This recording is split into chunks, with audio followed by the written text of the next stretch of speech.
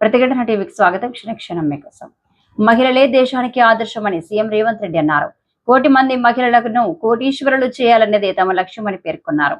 Jubilee hills GRC convention లో వి hub women's acceleration కార్యక్రమాన్ని CM Revanth Reddy ఈ రోజు ప్రారంభించారు.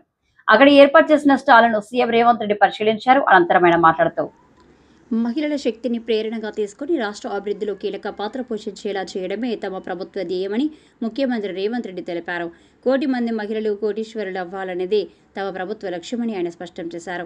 కాంగ్రెస్ పార్టీ మహిళా శక్తిని ఎప్పుడు గౌరవిస్తుందని, ఆర్టీసీలో మహిళలకు ఉచిత ప్రయాణ సౌకర్యాన్ని కల్పిస్తున్నామన్నారు.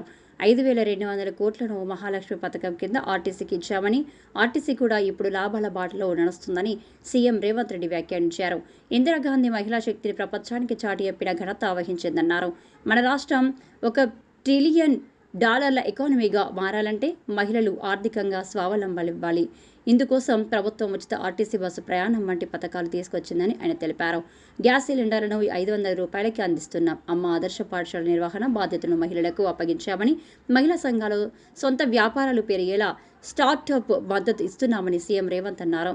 ఈ నెల 21న ఇందిరా మహిళా స్టాళ్లను మిస్ వరల్డ్ కాంటెస్టులు సందర్శించనున్నట్లు సీఎం వెల్లడించారు. సర్వ్ సభ్యుల సంఖ్యను 1 కోటి మందికి పెంచే లక్ష్యంతో ముందుకు సాగుతున్నట్లు తెలిపారు.